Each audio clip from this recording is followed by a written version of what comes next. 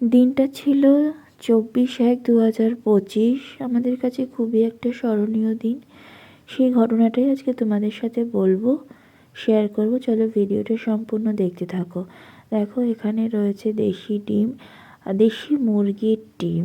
আর এই মুরগিগুলো কিন্তু আমার শাশুড়ি মা নিজের হাতেই পালন করেছে। আর মা কিন্তু দেখো হাত দিয়ে দেখাচ্ছে যে এভাবে টিপে টিপে মানুকে খাওয়াবে। আমি বললাম, আচ্ছা ঠিক আছে, তোমার মানুকে কিন্তু আমি এভাবেই খাওয়াবো, তুমি চিন্তা করো না। আর এই দিকে হচ্ছে মা আমাদের জন্য খাবার নিয়ে এসেছে রান্না করে। আর এই দিকে তোমাদের পানের বাটাটা দেখিয়ে দিই। দেখো, এটা ছাড়া কিন্তু অচল। যেখানেই যাবে এটা কিন্তু সঙ্গে থাকবেই থাকবে। নেশার জিনিস বলে কথা, সেটা তো রাখতেই হবে।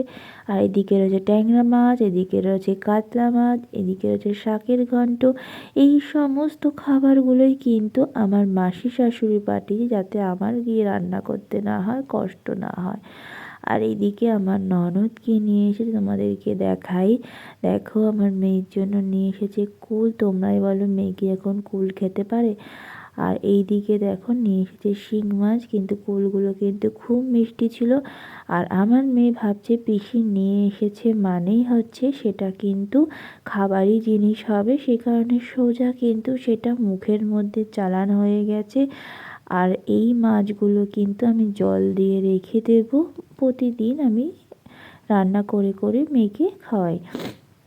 আর দিদিভাইয়ের কোলে দেখো মেয়ে একটু খেলাও করে নিল। আর এইদিকে রয়েছে আমার বরমশাই, আর এদিকে রক্সি আমার কর্তামশাই কিন্তু ফুলগুলোকে তুলে দিচ্ছে, মা গিয়ে বাড়িতে পুজো দেবে বলে। আর জানো তো, এই যে চন্দ্রমল্লিকা, এই যে নতুনত্ব যে ফুলগুলোকে লাগানো হয়েছে না, এগুলো রক্সি জানো তো অনেকগুলোই ভেঙে দিয়েছে। আর এই দেখো এখানে কত বেগুন হয়েছে, মা কিন্তু বেগুনগুলোকে তুলছে।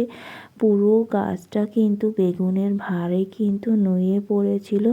আর আমি এদিকে দেখিয়ে দেখিয়ে দিচ্ছি যে দেখো এদিকেও হচ্ছে বেগুন আছে, মা সেগুলোকে তুলে নিচ্ছে। আর আরও কিন্তু মুখে কনস্ট্যান্ট বলছে কিন্তু যে বৌমা বেগুনের ঝাল কীভাবে করতে হয়। বিশ্বাস করো, আমি প্রচুর রান্না শিখেছি আমার শাশুড়ি মায়ের কাছ থেকে। আর মায়ের রান্না না খুব সিম্পল আর খুব টেস্টিও হয়। যে রান্নাগুলো আমি জানতাম না, যেরকম ধরো বেগুনের ঝাল বলো, সিমের ঝাল বলো, আলু ফুলকপি ট্যাংরা মাছ দিয়ে মা খুব সুন্দর একটা রান্না বানায়, সেটাও খুব সুন্দর লাগে। আর এইদিকে দেখো বেলপাতা পাড়ছে মা। এইগুলো কিন্তু সমস্তগুলোই পেরে নিয়ে যাবে, মা গিয়ে ঠাকুরকে দেবে। আর দেখো এদিকে আমার কর্তামশাই ফুল তুলে এনে মাকে দিল, এর মধ্যে বেলপাতাগুলো ভরে নিতে বলল, তো আমি সেগুলোকেই ভরে দেব। আর ওইদিকে ওই বেগুন গাছটাতেও বেগুন হয়েছে কিনা মা সেটাও একটু দেখে নিয়েছে।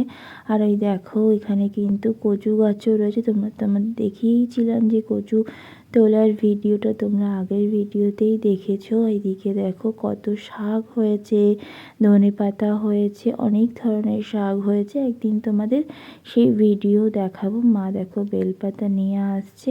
জানো তো, আমি তোমাদেরকে কাল কি পরশু দিন একটা জিনিস দেখাবো, সেটা হচ্ছে স্প্রিং অনিয়ন, মানে পেঁয়াজ পাতা হয়েছে। সেটা দিয়ে ইচ্ছে আছে মোমো বানানোর, কিন্তু আমি জানি না কত দূর কী করে উঠতে পারবে। অ্যাকচুয়ালি সবটাই তো মেয়েকে সামলে করতে হয়। চেষ্টা করব, আমি যদি স্প্রিং অনিয়নগুলো তুলে আমি মোমো বানানোর চেষ্টা করব। যদি করি আমি তোমাদের সাথে শেয়ার করব। আর এইদিকে দেখো বেলপাতাগুলোকেও আমি কিন্তু ভরে দিলাম। আর এইদিকে দেখো বলছে কিন্তু যে কীভাবে বেগুনের ঝাল করবে। জানো তো, এই বেগুনগুলো কিন্তু আমরা ভাতে সিদ্ধ দিয়ে খেয়ে নিয়েছি, বেগুনের ঝাল কিন্তু আর হয়নি। আর এইদিকে হচ্ছে মা বেগুনগুলোকে তুলে এখানে রাখলো। আর এইদিকে আমি আমার মেয়ে হচ্ছে একটু গল্প করছিলাম। কত বেগুন হয়েছে তোমরা দেখলে তো। আর মায়ের দেখো চোখে স্ট্রোক হয়েছে, সেই কারণে আমার কর্তামশাই কিন্তু সেই নিয়েই ইঞ্জেকশান ছিল, মাকে নিয়ে আসা হয়েছে। আর মাকে এইদিকে পরোটা আর একটু চা দিলাম। চা করে আমি মায়ের চোখে কিন্তু ওয়াশ করে চোখটা খুলে দিলাম। খুলে দিয়ে মা বাড়ি যাওয়ার সময় দেখো আমার মেয়েকে নিয়ে কান্নাকাটি করছে, খুব কষ্ট পাচ্ছিল।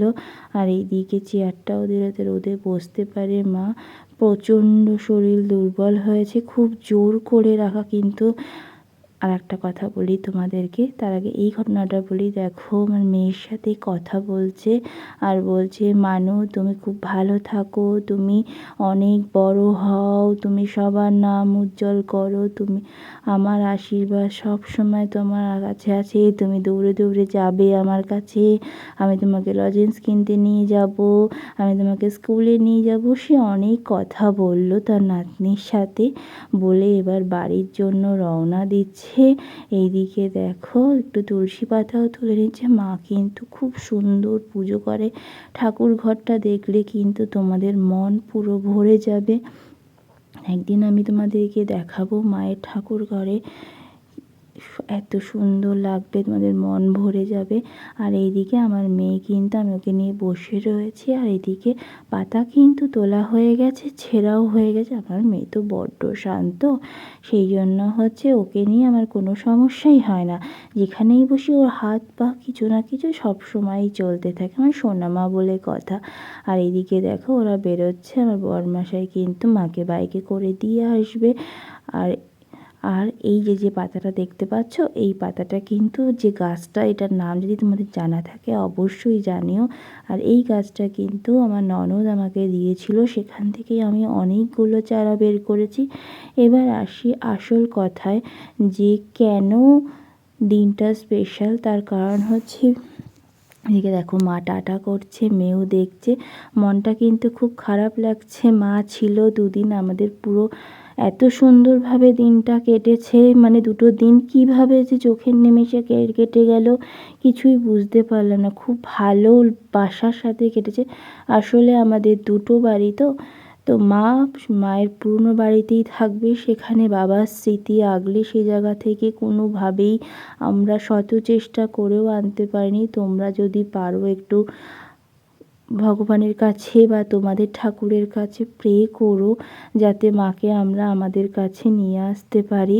আর এই বাবা মরে যাওয়ার পরে, মানে এত শক্ত মানুষ, নিজের কষ্টের কথা কখনো কাউকে বলবে না।